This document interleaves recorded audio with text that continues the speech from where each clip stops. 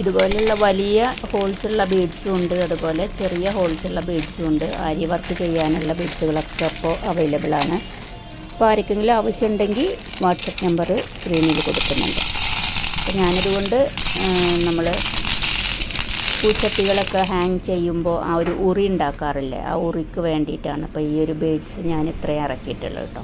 അപ്പോൾ ഞാൻ കുറച്ച് ബീഡ്സുകൾ വെച്ച് ഉറികൾ ഉണ്ടാക്കിയിട്ടുണ്ട്, അത് അടുത്ത വീഡിയോയിൽ കാണിക്കാം.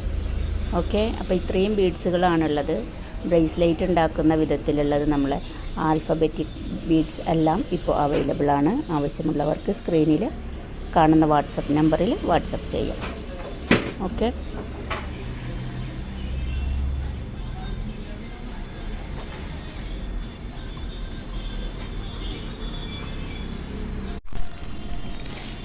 ഇതുപോലുള്ള വലിയ ഹോൾസുള്ള ബീഡ്സും ഉണ്ട്, അതുപോലെ